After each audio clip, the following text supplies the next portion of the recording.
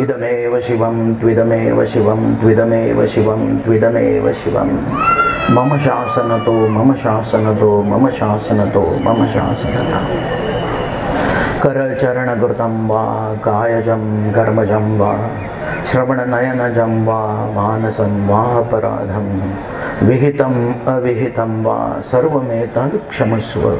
जय जय करुणाब्धे श्री महादेव शंभो। सिद्धांतवधूत चिंतन श्री गुरुदेव दत्त। सद्गुरुनाथ भगवान की जय। आई अंबेचा उदय उदय उदय। ओम नमो भगवते वासुदेवाय। ओम महान शक्ती देवताय नमः। बघा, काल आपण आत्मनिवेदन या भक्तीपर्यंत येऊन पोहोचलो होतो। सख्य आणि आत्मनिवेदन ह्या गोष्टी फक्त अनुभूतीच्या आहेत। शब्दांनी त्याला दूषित करावं लागतं, शब्दांनी त्याला तमाचा स्पर्श करावा लागतो, मायेची त्याला जोड द्यावी लागते, तरच आपल्याला यामधल्या अवस्था समजू शकतात। बघा काय म्हटलं, देवो, काल आपण इथे येऊन थांबलो होतो, देवो आपणाची आपला भक्तो। एकनाथ महाराजांनी काय म्हटले, देवो आपणाची आपला भक्तो ऐसा जो का उपनिषदर्थो। उपनिषदांनी काय सांगितलंय त्याचं वर्णन केलंय, तो साचे मानुनी वेदार्थो निज परमार्थो अनुभवावा। हा परमार्थ कसा करायचा आहे, निज स्व पातळीवर भगवंताला आपल्या हृदयी जागृत आहे याची अनुभूती घेऊन केला जातो, त्याला परमार्थ म्हणतात। बघा काय म्हटलंय, शिवो भूत्वा शिवम यजेत। काय म्हटलंय की शिव होऊनी शिव येईजे।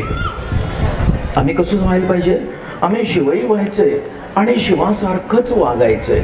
आम्ही शिव झाल्याशिवाय शिवासारखं वागू शकत नाही।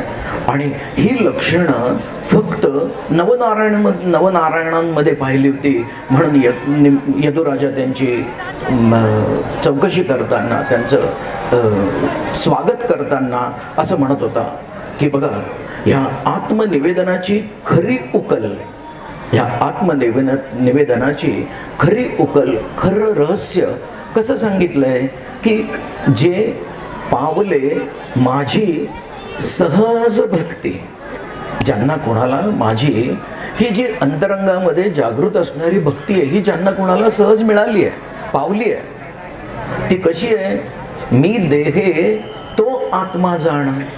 मी देह आहे आणि या देहाला चालवणारी चैतन्य शक्ती जी आहे तो आत्मा जाण, तो माझा जीव प्राण, हे जाणती खूण निजभक्त। निजभक्तामध्ये काय असतं की तो असल्याशिवाय मी काहीच करू शकत नाही, हे त्यांचं एक निश्चित वाक्य असतं। पुढे काय म्हटलंय, नांदता सहज भक्ती आता। ही जी सहज भक्ती आहे ही कशी येते, नांदता सहज भक्ती आता। मी देवो तो माझा भक्त, मी देव तो माझा भक्त, मी देवो तो माझा भक्त। येरवी मी सगळा त्या आत, तो समस्त मज माझी। मी साराच्या सारा त्यांच्या हृदयी भरून असतो आणि तो माझ्या हृदयी भरलेला असतो, असं वर्णन केलंय। बघा, म्हणून म्हणतात की बघा, तुकाराम महाराजांनी म्हटलंय की विठ्ठल पाहण्यासी गेलो विठ्ठलची ठेलो। मी विठ्ठलाला पाहायला गेलो पण मीच विठ्ठल झालो, आता कुणाला पाहू।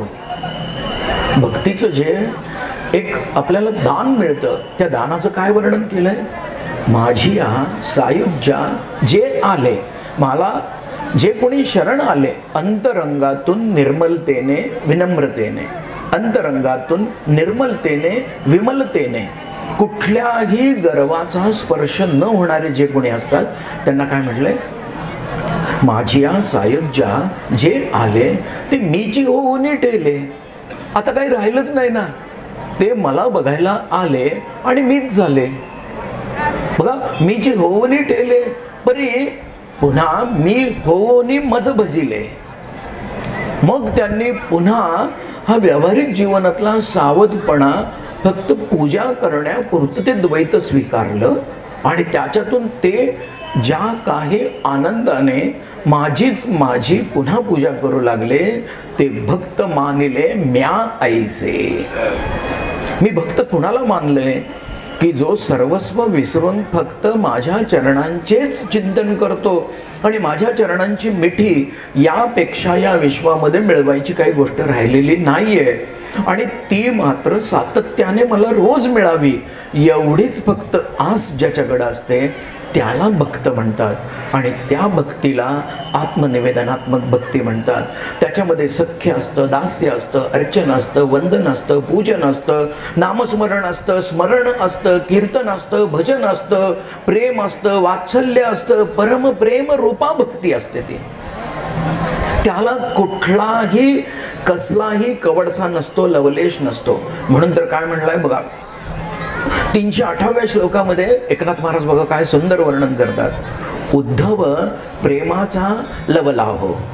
उद्धवाला गोपालकृष्णांबद्दल इतकं अमाप प्रेम होतं की आपण त्या प्रेमाची कुठेच शब्दांमध्ये वर्णन करता येत नाही, पण व्यक्त करणं ही गरज आहे. कारण माझा आनंद कळणार कसा, म्हणून त्याला जे शब्द लागतात तेवढेच शब्द एकनाथ महाराजांनी वापरलेत. बघा, उद्धव प्रेमाचा लवलाभो, आलिंगन सोडू विसरे देवो. त्याने नुसतं देवाकडे बघत उभा राहिला, असा थिजला आणि जणू काही देव म्हणजे एक मूर्ती आणि उद्धव म्हणजे एक मूर्ती नुसते समोरासमोर उभे राहिले. आलिंगन सोडू, त्याच्या चरणांना आलिंगन द्यायचं, सर्वस्व आपलं अर्पण करायचं, हेही भाव विसरला आणि तो देवाला देखील विसरून गेला. कृष्ण हृदया जेडल्या पहावावो. बघा, कृष्णाचं हृदयाने जोडलेला असल्यामुळे त्याला नुसतं एकमेकाकडे पाहायची इच्छा झाली. त्याला या जगातलं स्थूलातलं व्यावहारिक ज्ञान पूर्ण नाश पावलं त्याचं, आणि मग उद्धवो विसरला. आत्मनिवेदन म्हणजे तरी काय, उद्धव कुठला आणि देव कुठला हे सुद्धा उद्धवाला समजेना. त्याला म्हणतात आत्मनिवेदना, त्याला म्हणतात सायुज्य भक्ती, त्याला म्हणतात परमप्रेमा भक्ती. म्हणून बघा, आपण कितीही ध्यास लावून ओळीमध्ये रांगेने आपण दर्शनाला गेलो, पण त्या ठिकाणी एकदा आई भगवतीच्या चरणांकडे लक्ष गेलं, त्यावेळेस आपल्याला आजूबाजूला असलेल्या लोकांचा आवाज देखील येत नाही. त्याला म्हणतात सायुज्य भक्ती. ती किती असते? एक क्षणभर असते, पण त्याचा अंश मात्र जन्मोनी जन्म आपल्या हृदयामध्ये आत्ताच घडल्यासारखा टिकून असतो. त्याला परमप्रेम रूपा भक्ती म्हणतात. आम्हाला नुसतं जायचंय का देवळात? नाही, आम्हाला आई भगवतीचे चरण तिच्या मर्जीने, तिच्या कृपेने आणि अनंत प्रेमाने हृदयी धरून जायचंय. त्याला म्हणतात परमप्रेमा रूपा भक्ती. आणि याचं वर्णन करताना असं लिहिलंय, माझ्या भक्तांची भक्ती. बघा काय म्हणतोय कृष्ण, माझ्या भक्तांची भक्ती म्हणजे माझीच सर्वस्वे मी माझी करी. जे काय करायचंय ना ते मी माझं करतो. माझा भक्त आणि मी वेगळा नाही, म्हणून तर आम्ही एकमेकांवर प्रेम करू शकतो. माझा भक्त वेगळा असता तर मी प्रेम केलं असतं का त्याच्यावर? करू शकलो नसतो. आणि म्हणून म्हटलंय की बघा, ह्या ज्या श्रीमद भागवतामध्ये गोपी किंवा आपण कायमस्वरूपी गोपी आणि कृष्ण ह्या एका नात्याला खूप वेळा आपण पुन्हा पुन्हा ऐकत असतो. बघा इथे काय म्हटलेलं आहे की आत्मनिवेदना भक्ती जी आहे त्याच्या आचार्या, भक्तीच्या आचार्या, परमप्रेमा रूपा भक्तीच्या आचार्या या गोपींना म्हटले. कारण त्यांनी ह्या गोपी कोण कोण होत्या? तर या गोपी म्हणजे वेदांच्या ऋचा होत्या, गृहस्थाश्रमाचे वर्णन केलेले श्लोक होते, कासव मत्स्य अवतार, कासवाचा म्हणजे कूर्म अवतार, ह्या नानाविध अवतारांपासून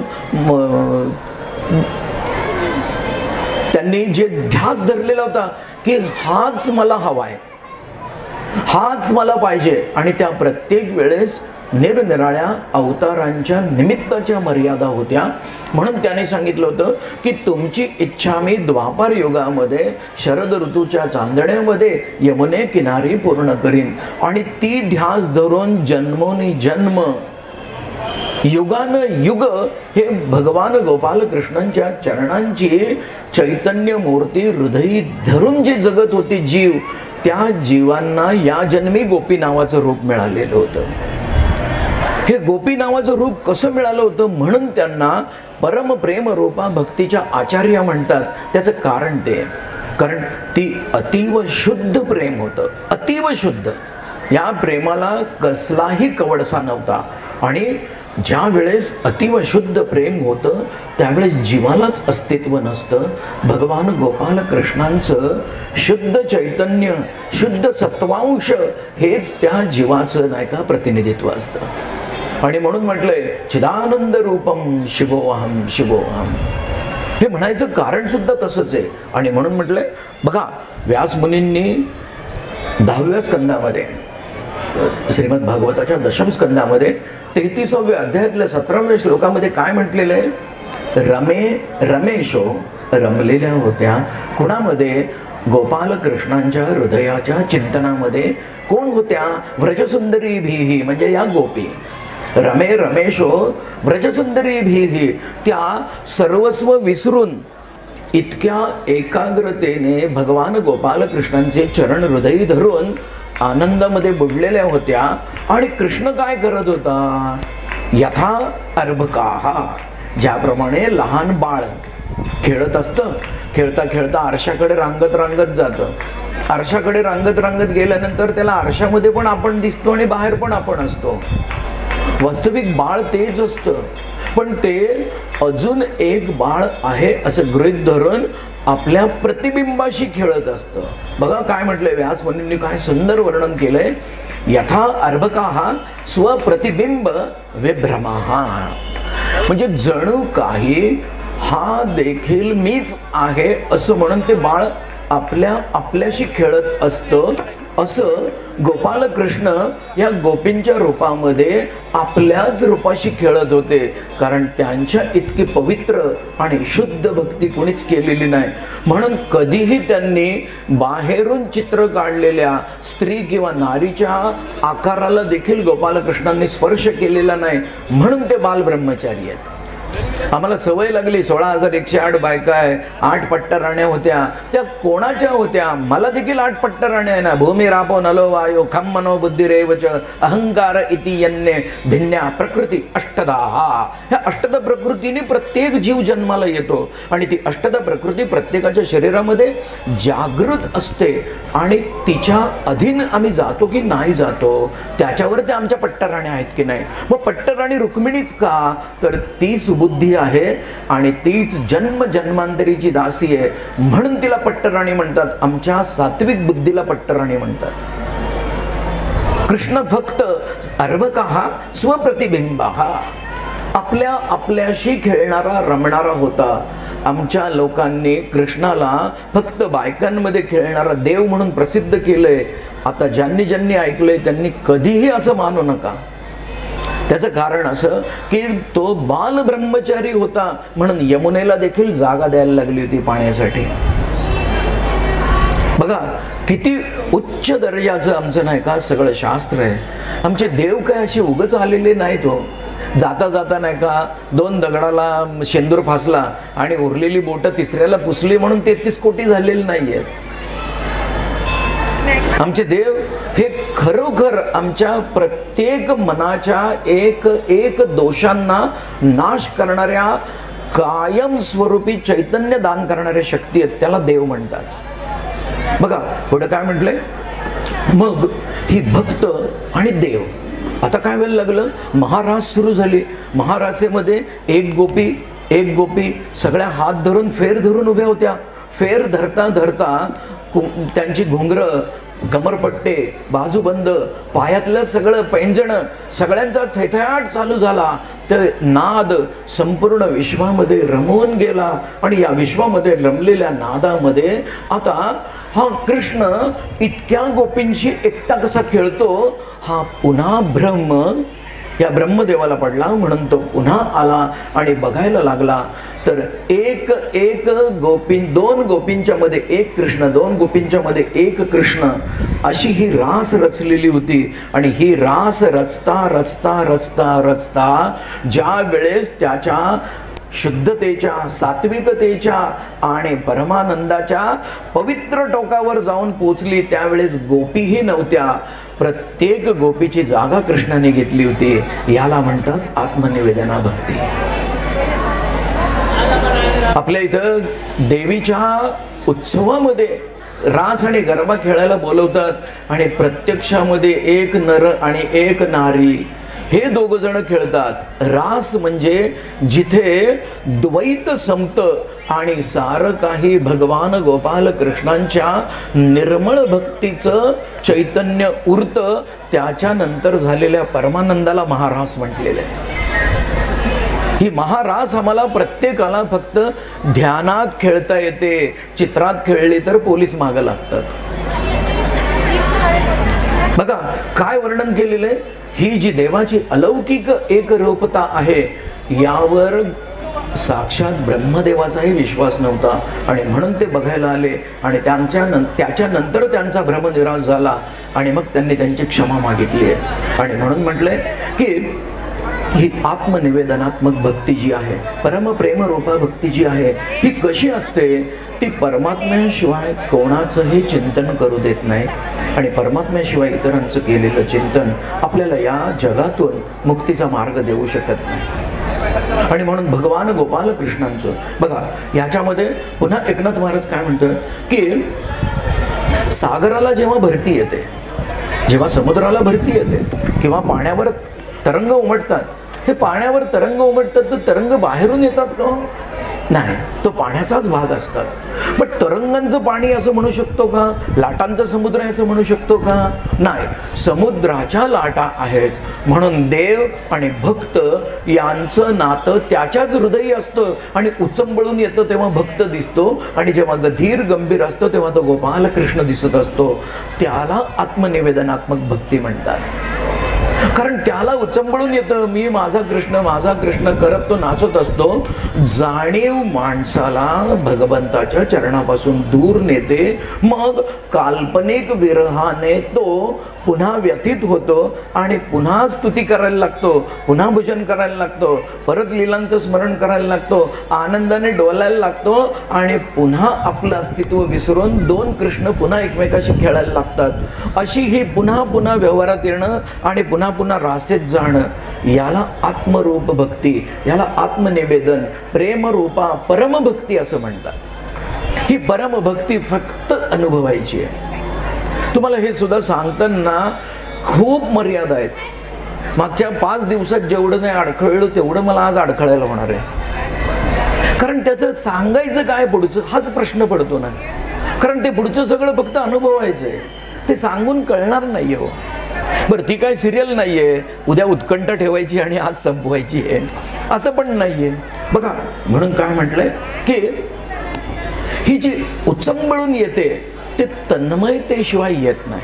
अंतरंगी तो समुद्र अथांग भरलेला असतो आणि मग त्या अथांग समुद्राला निरनिराळ्या निमित्ताने येणारी आठवण, येणारं कारण, ह्याला उचंबळून येणं म्हणतात. त्याला समुद्राची भरती म्हणतात आणि त्याच्यातून मिळणारा जो आनंद आहे तो परमानंद असतो. आणि म्हणून म्हणतात की बघा, 9व्या अध्यायामध्ये ज्ञानेश्वर माऊली काय सुंदर म्हणतात. 9व्या अध्यायामध्ये, जई जाणून या स्वरूप माझे, ज्यांनी ज्यांनी माझं मूळ स्वरूप कसं जाणले, जई जाणून या स्वरूप माझे, मग वाढतेनी प्रेमे.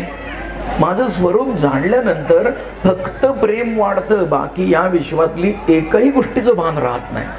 मी कसं आहे कळालं, एकदा का तिथे आत जाऊन आलं तर रोज आई भगवतीला पाहण्यापेक्षा तिच्या चरण आणि त्याच्यातून निघणारा जो काय एकंदर नाही का दैदिप्यमान प्रकाश आहे आणि ती फक्त तिची पावलं आणि त्याच्यात सुंदर लावलेल्या ते पैंजणाच्या ज्या सरीच्या सरी असतात, एवढं बघितलं तरी संपूर्ण विश्वाची मालकीण कोण आहे एका क्षणात समजतं.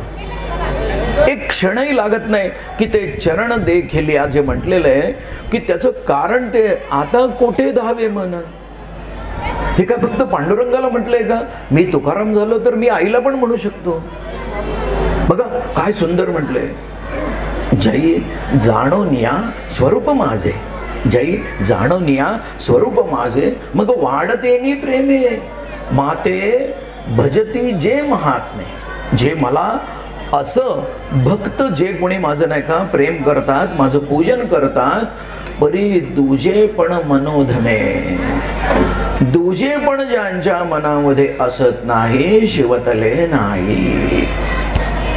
मी कोणाच्या बरोबर असतो? ज्याच्या मनामध्ये दुजेपण, मला देवाला प्राप्त करायचंय ही इच्छा असणं आणि त्या विरहामधून अव्यावहारिकतेने ते तोंडातून उमटणं, या दोनही गोष्टींमध्ये फरक आहे. की अरे बापरे, आता कुठं गेला असेल माझा कृष्णा? आई भगवती, आई तू कुठे आहेस ग? सगळं माहिती आहे, ती तिथं आहे, तिथून ती माझ्या हृदय येऊन बसली आहे, तरी देखील आई आई आई अंगणातच खेळत असतं बाळ.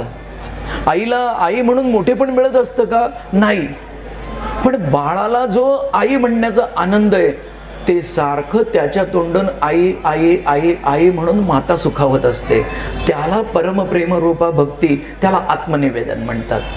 कारण नसताना सारखं आपलं आई ग, आई तू होती म्हणून किती बरं झालं, आई आई आई आई. मग अंगणातही पोरगं तसंच खेळत असतं की. ह्या प्रेमाला ह्या जगामध्ये कुठलंच वर्णन नाहीये, तुम्हाला फक्त तो अनुभव घ्यायचा आहे. कारण नसताना आई आठवणं, कारण नसताना तेच तेच पुन्हा दिसणं, ह्याला म्हणतात की शिवतले नाही परी दुजे पण जे मनोधमे, की मनाची खूप खालची अवस्था आहे ती शिवतले नाही. आणि त्यानंतर मग ही आत्मनिवेदनाची अवस्था येते आणि मग म्हणतात ऐसे मीच होऊनी पांडवा. बघा काय म्हणतंय माऊली, काय म्हणतात ते, की कृष्ण म्हणतोय अर्जुनाला ऐसे मीच होऊनी पांडवा, म्हणजे मी कृष्ण पण असतो आणि मी पांडव होतो, करीती माझी सेवा, आणि मीच माझी सेवा करत असतो. आणि ह्या पांडवांच्या मी हृदयी जाऊन बसलोय, त्यांच्या प्रेमाला आता मी विकलो गेलेलो आहे. त्याचं कारण काय? तर त्यांनी मी होऊन माझी सेवा केलेली आहे. बघा इतकं सुंदर म्हटलंय.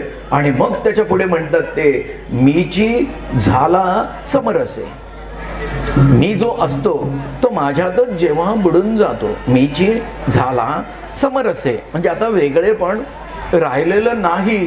त्यावेळेस मी भक्त, भक्त तेवीची मी आणि भक्त ह्याच्यामध्ये कुठेही वर्णन राहत नाही. आणि अशा ठिकाणी ह्या आत्मनिवेदनात्मक भक्तीला आपल्याला फक्त अंतरंगामध्ये साठवण्यासाठी समजून घ्यायला लागतं. बाकी सारा अनुभव ज्याला त्याला घ्यायचा असतो. आपण आज ह्या 24 तारखेपासून या भक्तीच्या निरनिराळ्या विषयांना आपण स्पर्श करत गेलो. ह्याच्यामध्ये काय आहे? पहिल्यांदा आपल्याला तृप्ती पाहिजे, तृप्तीच्या नंतर निवृत्ती पाहिजे, निवृत्तीच्या नंतर वैराग्य पाहिजे, तर समाधान मिळणारे, समाधानाने शांतता मिळणारे, शांततेने प्रेम वाढणारे, प्रेमाने दृढनिश्चय होणारे, दृढनिश्चयाने निशंकता येणारे, आणि निशंकतेनेच फक्त परमप्रेम रूपा भक्ती मिळणारे. इतर कोणीही प्रेमरूपा भक्ती देऊ शकत नाही. निशंकता, तो आणि मी एकच आहे. अंतरंगातून अंतरंगातून तो आणि मी एकच आहे, ही फक्त एकच गोष्ट समजते, ते म्हणजे भक्ती. आणि ही भक्तीमुळे प्रत्येक जण आपल्या हृदयाशी आणि हृदयाच्या मालकाशी जोडून राहत असतो. बघा पुढे काय म्हटलंय? द्वैतामध्ये निस्सीम प्रेम होऊ शकत नाही, कारण तिथं द्वैत असतं. कोणीतरी कोणाला तरी वेगळं सांभाळत असतो, म्हणून द्वैतामध्ये कधी निस्सीम प्रेम होत नाही. अद्वैतामध्येच परमानंद मिळतो, अद्वैतामध्येच फक्त. मग आता अद्वैत कसं? आईचे चरण तर गाभाऱ्यामध्ये आणि माझे डोळे तर इथेत. ते इतके बसवायचे की पाचवे अवतारी बळीच्या द्वाराला जाशी. आणि त्यातलं शेवटचं वाक्य काय? वामन रूप धरुनी बळीच्या द्वारी तिष्ठसी. हा वाईट विचारांचा तरी देखील भगवान गोपाल कृष्णांच्या कृपेने ह्या प्रल्हादाच्या कुळामध्ये जन्माला आलेला जो बळी आहे त्याच्या हृदयी जाण्याच्या आधी त्याच्या दारांची मालकी ज्याने घेतली आहे त्याला गोपालकृष्ण म्हणतात. आणि ही दारं म्हणजे ही 2 दारं, डोळ्यांना सगळ्यात मोठं दार म्हटलेलं आहे. आणि या दारातून द्वारकेमध्ये सुद्धा जेव्हा नाही का सगळे भक्त नेलेले आहेत तेव्हा त्यांनी आपल्या योगमायेने नजरेने कोणालाही हालचाल न करता मथुरेमधून उचलून द्वारकेमध्ये ठेवले असं वर्णन आहे भागवतामध्ये. श्रीमद भागवतामध्ये इतकं सुंदर वर्णन आहे की एकदा परम प्रेम रूपा भक्ती मिळाली, अद्वैताचा आनंद मिळाला, दुजे पण गेलं की सारं काही तोच चालवत असतो. त्याचं हे उदाहरण आहे की मथुरा म्हणजे शरीराची काळजी घेऊन केलेलं जीवन आणि द्वारका म्हणजे भगवंतासाठी केलेलं जीवन. म्हणून नाही का मथुरेमध्ये सगळ्यात जास्त दोष आहेत, द्वारकेत दोष नाही. आमच्या ही द्वारका आणि मथुरा दोन्ही माझ्यामध्येच आहे. जेव्हा माझे संशय जातात तेव्हा माझी द्वारका असते, जेव्हा मला द्वैत असतं माझे संशय असतात तेव्हा माझी मथुरा असते. मग तिथेच कंस म्हणजे मर्यादा येतात. म्हणून कंसात लिहिलेल्याकडे आपण जास्त लक्ष देत नाही कारण ते मर्यादेमध्ये लिहिलेलं असतं आणि निष्काम कर्म हेच कंसाला मारू शकतं. म्हणून कृष्णाने कंसाचा वध केलेला आहे की जिथे लिमिटेशन्स आहेत तिथे नाही का डेडिकेशन असू शकत नाही. Without limitation is a dedication. म्हणून कंसाचा वध फक्त कृष्णच करत असतो. 2022 साली सुद्धा आजही श्रीमद भागवत आहे तसं चैतन्यपूर्ण आहे. फक्त आम्हाला त्याचं इंटरप्रिटेशन आलं पाहिजे, त्याचा अर्थ समजून घेता आला पाहिजे. बघा पुढे काय म्हणतात की द्वैतामध्ये निस्सीम प्रेम होत नाही कारण तिथे 2 असतात. निस्सीम प्रेम कुठं होतं? फक्त एकावर. मग तो कोण? तो माझ्या हृदयी असतो तो. आणि तो हृदयी असतो तेव्हा मी नसतो. ही भाव जोपर्यंत माणसाला आनंद देत नाहीत, परमानंद देत नाहीत, त्याला निश्चिंत करत नाहीत तोपर्यंत आपल्याला ती भक्ती समजत नाही. आणि म्हणून म्हणतात माऊली कायम सांगतात आहेत. माऊलींनी पूर्ण 18च्या 18 अध्यायांमधून दर 200, 400, 200, 400 श्लोकांनी पुन्हा पुन्हा समजून सांगितलंय की पहिले जाणून घ्या. पहिले मी कुणाची पूजा करतोय त्याला जाणून घ्या, त्याची पूजा करा आणि त्याची पूजा करताना जाणीव निर्णय ठेवू नका. बघा त्याला म्हणतात ज्ञानोत्तर भक्ती. आई भगवती कोण आहे माझी हे समजल्यानंतर प्रेम करणं आणि नाही का आई सारखी दिसते म्हणून प्रेम करणं याच्यात जमीन आसमानाचा फरक आहे. आणि म्हणून आम्हाला ज्ञानोत्तर भक्तीशिवाय दुसरा कुठलाही मार्ग नाही आहे. बघा याच्यामध्ये तुकाराम महाराज बघा किती सुंदर 2777 श्लोक आहे गाथेमधला. इतकं सुंदर म्हणतात हेची थोर भक्ती आवडे देवाला.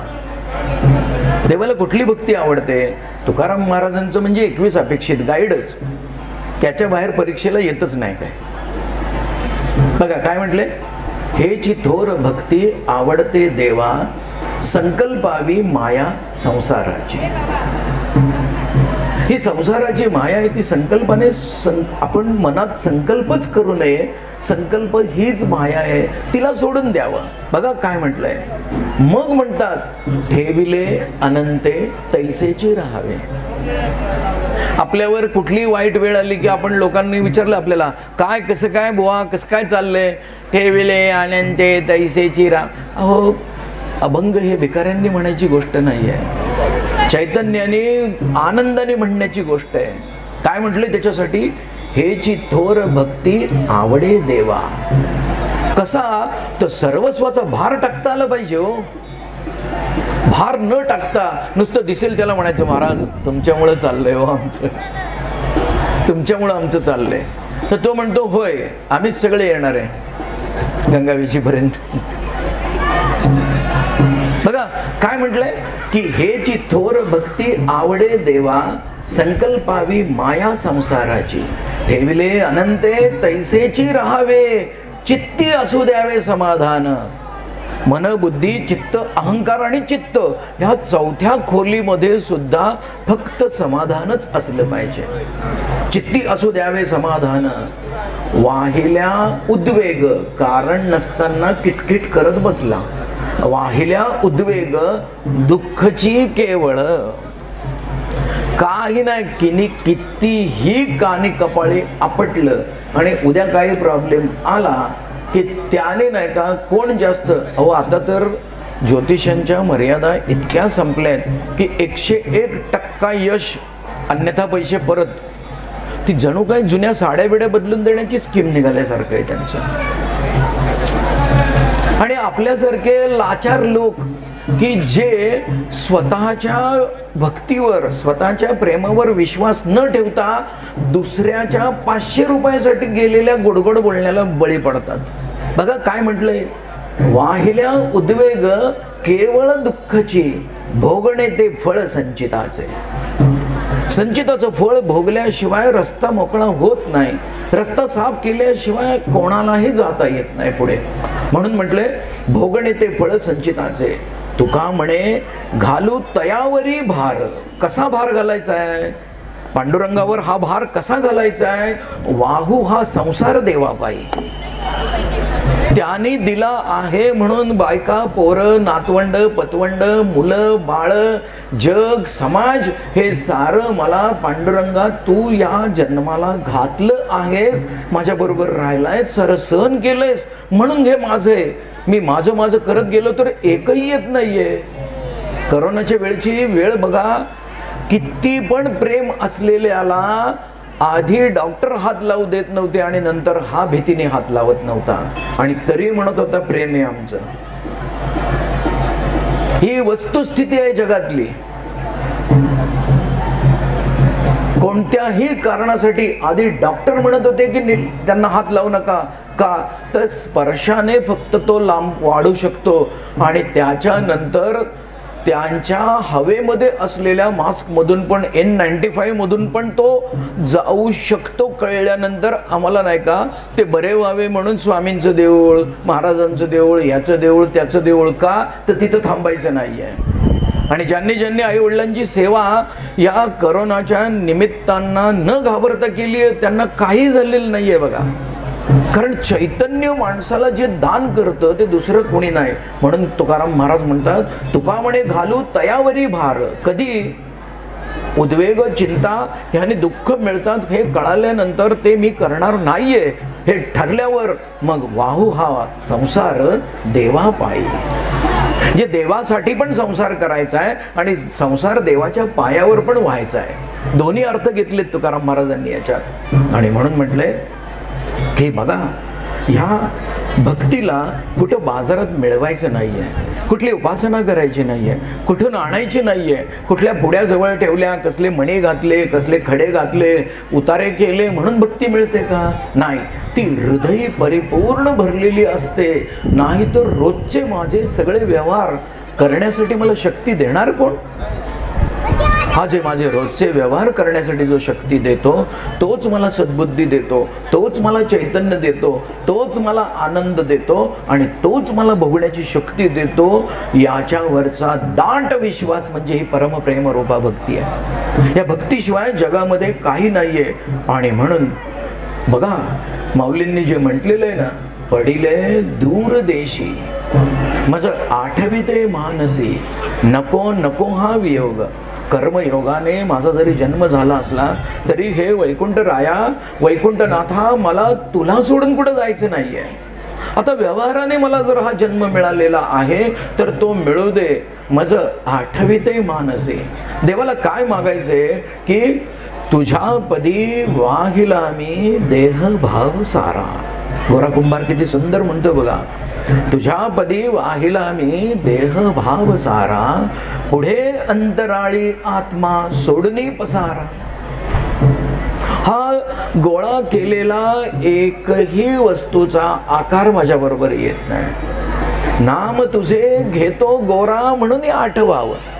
मी तुला विनंती करतोय, निवेदन देतोय, हे आत्मनिवेदन आहे. नाम तुझे घेतो गोरा म्हणून आठवाव, देह प्रपंचाचा दास वाहू हा संसार देवा पायी. हे जे वर्णन केलंय त्याचं कारण ते. आणि म्हणून माऊली म्हणतात, नको नको हा वियोग, कष्ट होता ती जीवासी. यासाठी करायला काय लागतं? अत्यंत आत्मविश्वासाने भगवंत माझ्या हृदयी आहे. आम्ही जर एकदा दर्शन घेऊन आलो, आठवडाभर आता बाहेर गावी जाणार आहे, आता 1 आठवड्याने परत मला इथे कोल्हापूरला यायची वेळ येईल, पण त्या आठवडाभर मला आई भगवतीचे चरण माझ्या हृदयी आहेत, त्याला पुन्हा एकदा आतल्या आत उजाळा द्यायची जी काय इच्छा होते ना, त्याला म्हणतात भेटीची आवडी उतावीळ मन. का तर ती हृदयी आहे, यात काहीही शंका नाही. पण पुन्हा एकदा बघितलं की बरं वाटतं की नाही? मग ते पोरगं खेळत असतं, मध्येच येतं, पदर ओढतं, आई. मग ती म्हणते काय रे? काय नाही. मग ते परत पळून जातं, त्याला म्हणतात भेटीची आवडी उतावीळ मन. कारण नसताना उंबरट्याच्या आत जायची इच्छा होणं, हे खरं भगवती आईचं प्रेम आहे. आणि हे ज्या वेळेस परमोच्च अवस्थेला जातं, तेव्हा आई आणि मी आमच्यात फरकच राहत नाही. मग मला व्यवहारी जीवनामध्ये देखील ठीक आहे, उद्या तुम्ही काय करताय विचारून सांगतो. समोरचा माणूस म्हणतो आता ह्याच्यापेक्षा मोठं घरात कोण नाही, कोणाला विचारून सांगतो. मग त्याला म्हणायचं की आईला विचारतो. तुमची आई आहे? हो, तीच नाही का विश्व सांभाळते, असं मला गुरुजींनी सांगितलं. मग परत पुढचा माणूस आपल्याला प्रश्न विचारत नाही बघा. आणि म्हणून म्हटलंय की ह्या श्रद्धेला कसं जिवंत करायचं असतं. प्रत्येकाच्या मनामध्ये श्रद्धा आहे.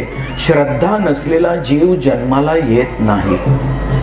प्रत्येकाच्या मनामध्ये श्रद्धा परिपूर्ण भरलेली आहे, कारण त्याचा गर्भवास त्याच्या जोडीने भगवंताने भोगलेला असतो.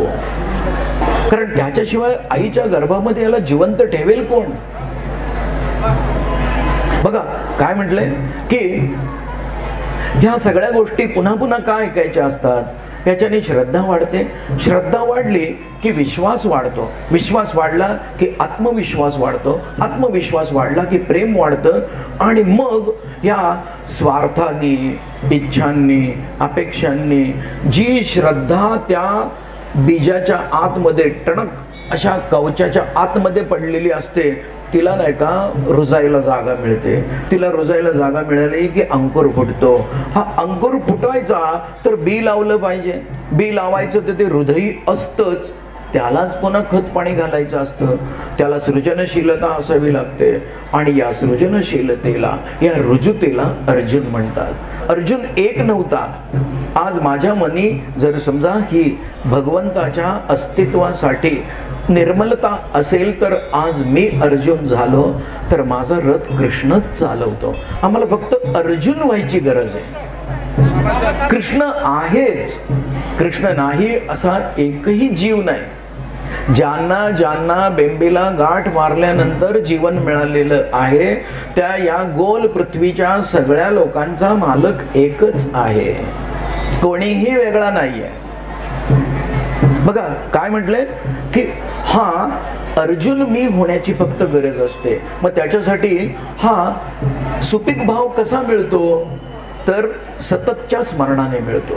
मग हे सततचं स्मरण काय करतं? आजपर्यंतचे अनुभव पुन्हा पुन्हा आठवून देतं की मला कसं वाचवलं, मला काय मिळालं होतं, मी कशा अडचणीत होतो, मी कुठून गेलो होतो, असं सगळंच्या सगळं तो सांगायला सुरुवात करतो. मग त्याच्यानंतर स्मरण होतं.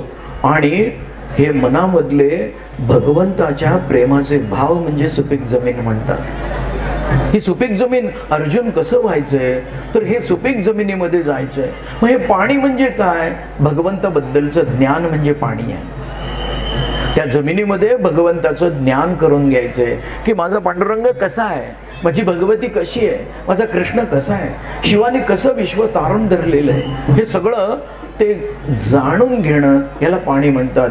आणि मग उजेड म्हणजे अंतरंगामधल्या चैतन्याची कृपा आणि त्यामध्ये असणारा जो एक भाव आहे त्याला उजेड म्हणतात. आणि मग अशी जमीन, असं पाणी, असा उजेड या भक्तीचं बीजाचं वरचं कवच फोडून टाकतो आणि त्याच्यातून अंकुर बाहेर येतो.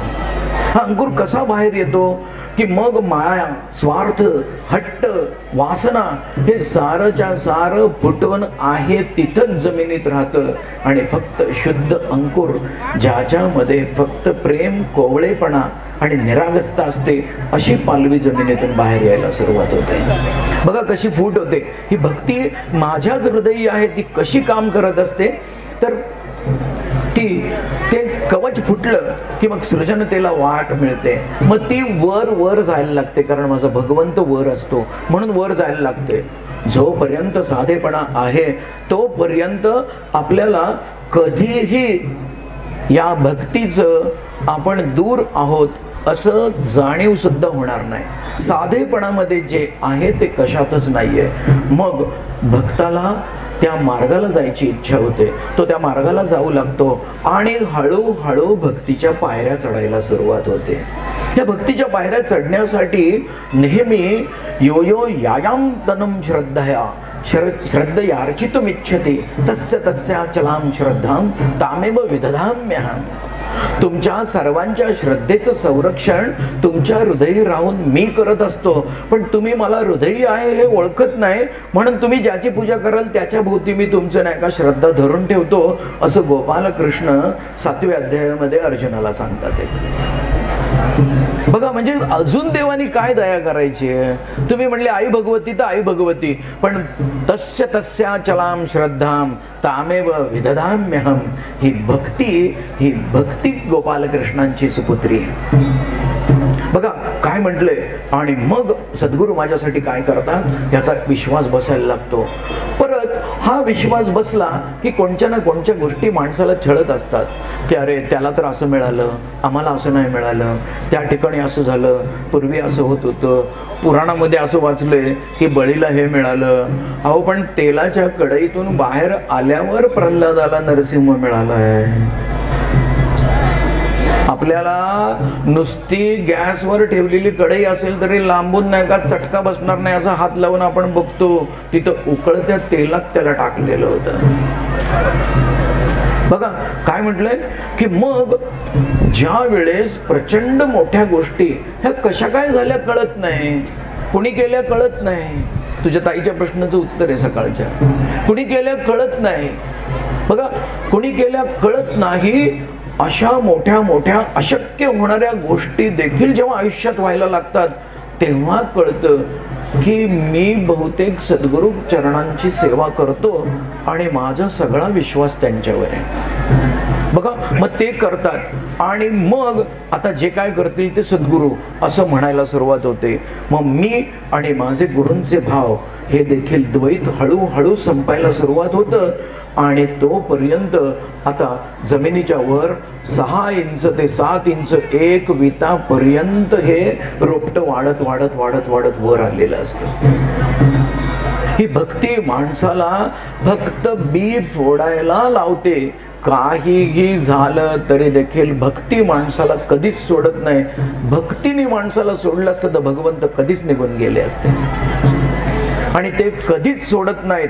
जब होवे उमरपुरी तब निकलेगा हुकुम हुजुरी. तोपर्यंत भक्ती हृदयी आहे त्याच चैतन्याने राहत असते. बघा पुढे काय म्हटलंय. मग हळूहळू भक्ताला आता सद्गुरूंची सेवा करायची, मठ झाडायचा, आवराआवरी करायची, प्रसाद द्यायचा, भजन द्यायचं, लाईन लावायची, चपला आवरून ठेवायच्या, असं करायला लागतं. पूर्वी नाही का माझ्या हातानेच आरती झाली पाहिजे. मग तो म्हणतो की आता घंटा वाजवून आहे ना 5 आरत्या म्हणतात, 5 आरत्यांना घंटा वाजवताना हात दुखतो. मग लोकांचे हात दुखण्यापेक्षा माझा हात दुखलेला बरा. कळत न कळत तो ताट सोडतो आणि घंटेपाशी येतो. मग डावा हात उजवा हात कुठेही नादाचं अनुसंधान न सोडता वाजवतो. एक रूपता माणसाला कशी गुंतवत नेते सद्गुरू चरणांची त्याचं वर्णन बघा. मग त्याला घंटा वाजवायला सुरुवात होते. घंटा वाजवत वाजवत तो आता सगळ्यांचा ताल आई भगवतीच्या चरणांपाशी धरून ठेवायला सुरुवात होते. रोपट हळूहळू वाढतच आहे, कारण त्याला रोजच्या प्रेमाचं पाणी पडतंय. हे पाणी पडत पडत मग आता तो घंटेपासून आता आतमध्ये येऊन बसायला सुरुवात होते. त्याला ध्यास लागतो. आई भगवतीच्या चरणांचं इतकं ऐकल्यानंतर 1 मिनिट तर बसू द्यावं, 1 मिनिट तर बसू द्यावं. बरं मग किती रुपयाची पूजा केली की आत सोडणार 2 मिनिटं? इथपर्यंत त्याची नाही का आत्मीयता वाढायला सुरुवात होते. करत करत करत करत आता तो उपासना करायला लागतो, ध्यास करायला लागतो. प्रत्यक्ष पूजेसाठी हट्ट करून त्याच्यातली काही सेवा मिळेल का बघायला लागतो. जबाबदारी घेतो आणि सारी व्यवस्था करायला लागतो. भक्तीमधल्या पायऱ्या हळूहळू वर चढत जातात. बीज फुटणं, बीजाचा अंकुर, अंकुराचा कोंब, कोंबाचं रोपटं, रोपट्याचं झुडूप, झुडपाचं झाड, झाडाचा वृक्ष. आणि आता मात्र हा वृक्ष जरी झाला तरी त्याच्या मुळांना पाणी मात्र ही परमप्रेम रूपा भक्तीच घालत असते. ही परमप्रेम रूपा भक्ती माणसाला कुठेही एकटं सोडत नाही. पुन्हा पुन्हा ती त्याची जाणीव करून देत असते. आणि ज्या वेळेस त्याची निशंकता वाढत जाते त्यावेळेस त्याला पानांना आता टवटवीतपणा आणि चमकी यायला सुरुवात होते. पुन्हा पुन्हा हे पाणी हृदयी असणाऱ्या बीजालाच घातलं जातं आणि छोट्या छोट्या गोष्टीमधला कर्तेपणा गेल्याशिवाय हे होत नाही. ही जतन केलेली जी आहे प्रत्येकाने हृदयामध्ये, मी आणि माझी आई, ही खरी भक्ती आहे. आणि मग आईने दिलेल्या सगळ्या जबाबदाऱ्या आहे त्या प्रेमाने, आहे त्या भावाने जाणीव करून आपण नाही का तिच्या चरणी पुन्हा पुन्हा अर्पण करणं, ह्याला खरी भक्ती म्हणतात. आज आपण एवढे 7 दिवस झाले भक्ती या विषयावर ऐकतोय. या भक्ती या विषयावर आत्ताशी फक्त इंट्रोडक्शन झालं असं म्हणता येईल. बघा काय म्हटलेलं आहे की सद्गुरू सेवक जो असतो, ज्याने सद्गुरूंचे चरण धरलेले असतात आणि त्याला त्याच्या पलीकडे काहीही दुसरा आधार मानायची इच्छाही नसते, त्याच्या बाबतीमध्ये काय होतं तर संकट ही त्या माणसाला कधी अस्थिर करू शकत नाहीत, विवळ करू शकत नाही. पण कळत नकळत अनेक भक्त बरोबरीने असतात. सत्संगामध्ये कधी कधी कळत नकळत तुलना केली जाते आणि ही तुलना माणसाला असं म्हणते, अरे ते आणि मी 2008 साली चालू, ते आणि मी तेव्हापासून पूजा करतोय, ते आणि मी अमुकच करतोय, त्यांना मिळालं मला मिळालं नाही. कळत नकळत देखील ह्या अशा भावना, अशा तुलना, अशा स्पर्धा हे डोळे करत असतात. म्हणून डोळ्यांमध्ये या गोपालकृष्णांना बसवायचं असतं. वामन रूप धरुनी बळीच्या द्वारी तिष्ठसी जे म्हटलंय त्याचं कारण ते. आणि मग जरी असं वाटलं की आपल्याला देवाने सोडून दिलंय, आपल्याला सद्गुरुनाथांनी सोडून दिलंय, पण सद्गुरुनाथ कधी सोडत नाहीत. परंतु ज्या वेळेस प्रत्यक्ष तो भक्त कळत नकळत घसरड्या क्षणांवर जाऊन पोहोचतो त्यावेळेस त्याला कोणीतरी पटकन येतं आणि सांगतं, अरे तुझं तर असं असं ठरलं होतं, हे काय करतोयस, हे करू नकोस, मागे सरक.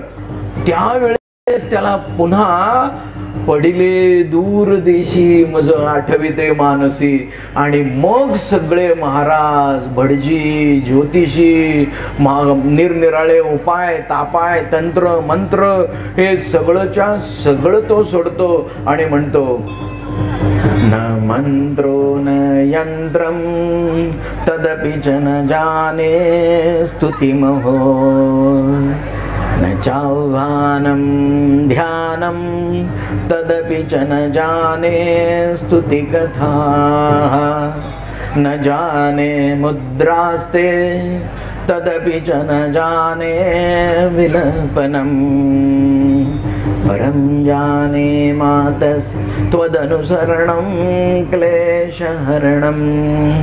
आई मी हे सगळं करून बघितलं, पण तू मला ज्यावेळेस सावध केलं त्यावेळेस मला कळालं या जगामधल्या मंत्र, तंत्र, विद्या, यंत्र, निरनिराळ्या मुद्रा, योग ह्या कशाचा काही उपयोग नाही. फक्त तू सांगितलेल्या मार्गाने तुझं बोट धरून चालणं याशिवाय दुसरा मला जगायला काहीही मार्ग नाही. त्यावेळेस ही भक्ती परमोच्च अवस्थेला जाऊन पोचलेली असते आणि त्या ठिकाणी संकट आणि काळ देखील भक्ताला हरत असतो. बघा काय म्हटलंय की घसरड्या क्षणी तो भक्ताला कधीही एकटं सोडत नाही. आणि आपण म्हणतो आम्ही एवढं केलं, पण काय दिलं देवाने आम्हाला? अरे ते तिघ जण आले ते ओढायला, त्यांच्यापासून सोडलं आणि परत तुला रांगायला सोडले, तरी तू म्हणतोय की आई तू माझ्यासाठी काय केलं? जन्म दिल्यानंतर विचारणं हा अधिकार नाही हो. जन्म दिल्यानंतर विचारतात की नाही का आई तू माझ्यासाठी काय केलंय. बघा, आणि म्हणून म्हटलंय की जोपर्यंत भक्त आतून एकाग्र असतो तोपर्यंत कधीही भक्ताला कसलीही भय स्पर्श करत नाही. त्याच्या प्रत्येक कृतीमध्ये, त्याच्या प्रत्येक शब्दामध्ये, त्याच्या प्रत्येक कार्यामध्ये टवटवीतपणा असतो. त्याचं कारण आई भगवतीसाठी मी हे सारं करत आहे आणि आई भगवती मला जे सांगेल ते मी करीन, हे मात्र सात्विकतेने आणि दांडग्या आत्मविश्वासाने करावं लागतं. बघा पुढे काय म्हटलंय, आता ते झाड इतकं उंच झालेलं असतं की आजूबाजूला असणाऱ्या लोकांना, जाणाऱ्या येणाऱ्यांच्या हाताला खालच्या फांद्या लागायला सुरुवात होते. त्या खालच्या फांद्यांना जो कोणी अरे वा वा हे भक्तीचं झाड आहे असं म्हणून स्पर्श करतो, तेव्हा पुन्हा जे रोमांच त्या झाडावर उठतात ते पुन्हा पुन्हा विस्मरणात गेलेल्या आणि परोपकार करत असणाऱ्या आपल्या या शारीरिक भावांना पुन्हा आई भगवतीच्या चरणी नेऊन सोडतात. आणि मग परत शंकराचार्य म्हणतात, परम जाने मातस त्वदनुसरणम क्लेशहरणम. तुझं चरण हृदयी धरल्यानंतर या विश्वामध्ये क्लेश नावाची गोष्ट स्पर्श करू शकत नाही. का आई भगवतीचे चरण बघायचे म्हणतात, मुखदर्शन, पण आपल्याला चरण बघायचे. कारण आम्हाला दर्शन कसं घ्यायचं माहित नाहीये. बघा, पायाच्या उजव्या पायाच्या अंगठ्याकडून हळूहळू हळूहळू वर बघत जायचं असतं आणि ते वर बघत जाऊन जाऊन जाऊन जाऊन टोकाला जायचं, मुकुटाच्या टोकाकडून परत यायचं आणि वरच्या ओठापाशी दृष्टीला विराम द्यायचा. खालच्या ओठापाशी गेलं की पुन्हा एकदा जन्म घ्यायला लागतो. आई भगवतीचं दर्शन घ्यायचं असेल तर असं घ्या. आणि म्हणून अशा चुका होण्यासाठी, कारण या दोनच्या मध्ये इतकी थिन लाईन आहे, कळत नकळत खालच्या ओठाकडे पाहिलं जाईल आणि खालच्या ओठाकडे बघितलं की पुन्हा एक जन्म आहे. म्हणून आपलं तुझे चरण देखील या किती बरं आहे.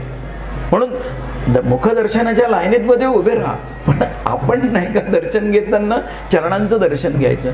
कारण तत्पदम दर्शितम येन तस्मै श्री गुरुवे नमः. हो, देवांना देखील बघा काय म्हटलंय की दे तारक संजीवनी. ती या देवांना, असुरांना आणि तिच्यावर अवलंबून असणाऱ्या सगळ्यांना दे तारक संजीवनी. ही तारक संजीवनी म्हणजे काय, त्याच्या पलीकडे दुसरं औषध नाहीये. संजीवनी म्हणजे आयुर्वेदामधला किंवा माणूस वाचवण्याचा शेवटचा प्रकार म्हणजे संजीवनी मात्रा. आणि संजीवनी मात्रा देवांना देते, तिला आई भगवती म्हणतात, तिला जगदंबिका म्हणतात, तिला अंबाबाई म्हणतात. म्हणून तिच्या चरणांना पाहिल्यानंतर आपल्याला वैद्याकडे पण जायची गरज नाही, कारण तो काळाच्या अधीन असतो त्याला वैद्य म्हणतात आणि काळाच्या पलीकडे असतो त्याला भक्त म्हणतात. बघा पुढे काय वर्णन केलेलं आहे की मग आता या भक्तीने हा भक्त इतका रमलेला असतो की आई जे म्हणेल ते, आणि कळत नकळत ते आईचं यंत्र म्हणून व्यावहारिक जगामध्ये फिरत असतं. त्याला म्हटलं यंत्रारूढानी माया. या मायेने इतकी यंत्र चालवली आहेत, पण आई भगवतीचे चरण ज्यांच्या हृदयी स्थिर आहेत, ज्यांच्या आज्ञाचक्रावर फक्त नाही का या अशा रूपाने ज्यांचे चरण स्थिर झालेले आहेत, अशा लोकांना जरी यांत्रिक आयुष्य असलं तरी त्याचे परिणाम भोगावे लागत नाही. आणि म्हणून म्हणतात की बघा, करिता विचार. बघा ह्या 7 दिवसाच्या प्रवचनमालेचा शेवटचा श्लोक आहे, त्याच्यामध्ये म्हटलंय करिता विचार सापडले वर्म. मी खूप विचार केले आणि मला याच्यातून उत्तम मार्ग दुसरा कुठलाही ॲब्सोल्यूट सोल्युशन म्हणजे वर्म सापडले. वर्म काय, समूळ निश्रम. मुळापासून म्हणजे जन्म मरणाची कारणं सुद्धा माझी कशामुळे जातील, निश्रम पुन्हा मला श्रम घ्यायची गरज पडणार नाही. परिहाराचे, की जे कोणी मला मोकळे करतील या सगळ्यातून. बघा, करिता विचार सापडले वर्म, समूळ निश्रम परिहाराचे. त्याचं वर्णन करताना तुकाराम महाराज काय म्हणतात, मज घेऊन या आपणासी द्यावे. मी दर्शनाला गेलो, मी हे करतो, मी ते करतो, तो माझ्यातलं मी तुम्ही घेऊन टाका आणि तुम्ही माझ्या हृदय येऊन बसा. मज घेऊन या आपणासी द्यावे, साती जीवे जीवे नारायण. हे असे कितीही शरीर आणि त्याचे आकार मिळाले तरी देखील हृदय मात्र नारायणा तूच राहा. साती जीवे जीवे नारायण. मग उरी नाही, मग मनामध्ये जर नाहीये, जर मनामध्ये नाहीये माझ्या काय, मग पडदा का आला.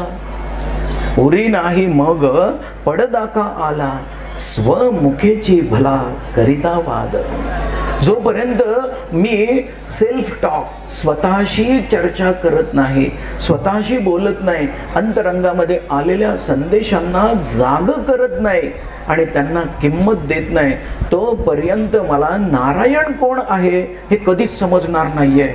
म्हणून तुकाराम महाराज म्हणतात, उरी नाही मग पडदा का आला. बघा, स्वमुखेची भला करिता वाद. तुका म्हणे माझे खरे देणे घेणे. बघा, पितळी उंबरठ्यापाशी जाऊन काय म्हणायचंय, तुका म्हणे माझे खरे देणे घेणे, तुम्ही साक्षी जाणे अंतरीचे. आम्ही अंतरंगामधल्या भगवंताला उपाशी ठेवून बाकी सगळे सायास करत असतो, निरनिराळ्या कसरती करत असतो आणि ह्या कसरतींनी आपली भक्ती दृढ होत नाही. म्हणून आई भगवतीचे चरण हृदयी धरून ह्या साऱ्या गोष्टींचा रोज एकदा तरी विचार करा. ज्यांना कोणाला ही पुन्हा ऐकायची आहेत, इथं जे QR कोड लावलाय त्याच्यावर ही प्रवचनं 3 ते 4 दिवसामध्ये ह्या पश्चिम महाराष्ट्र देवस्थान कमिटीच्या आणि या सिद्धिविनायक ट्रस्टच्या निमित्ताने तिथं ती अपलोड होणार आहेत. आणि नसेल तर यांतल्या हा जो लाल टी-शर्टवाला मुलगा आहे त्याच्याकडे QR कोड आहे, तुम्ही त्याला घ्या. आता तुमच्या सगळ्यांचं अनंत आभार मानतो आणि एक श्लोक म्हणतो, जातो माघारी पंढरीनाथा, जातो माघारी पंढरीनाथा, तुझे दर्शन झाले आता. तुझ्या नादाने पाहिली मी ही तुझीच रे पंढरी. बघा, तुझ्या नादाने पाहिली मी ही तुझीच रे पंढरी, धन्य झालो आम्ही जन्माचे, नाम घेऊ तुझे आवडीने. आणि सर्वात शेवटचा श्लोक आहे, तुका म्हणे भक्ती करा तुझी. आई भगवतीचे चरण सोडून आम्ही कोणालाही सर्वोत्तम जागा देऊ नका. तुका म्हणे भक्ती करा तुम्ही, जाती पापे जन्माची जळवणी. ओम नमो भगवते वासुदेवाय. ओम महान शक्ती देवताय नमः. कर चरण घृतं वा कायजं कर्मजं वा, श्रवणनयनजं वा मानसं वापराधं, विहितम् अविहितं वा सर्वमेतत् क्षमस्व. जय जय करुणाब्धे श्री महादेव शंभो. सिद्धांतवधूत चिंतन श्री गुरुदेव दत्त. सद्गुरुनाथ भगवान की जय. गोपाल कृष्ण भगवान की जय. आई अंबेचा उदय उदय. पुढच्या वर्षी आमच्या नशिबात असेल, आमच्याकडे तेवढे प्राण असतील, आमचा नंबर लागला तर पुढच्या वर्षी भेटूयात. तोपर्यंत आम्ही जातो आमच्या गावा. आमचा राम राम घ्यावा.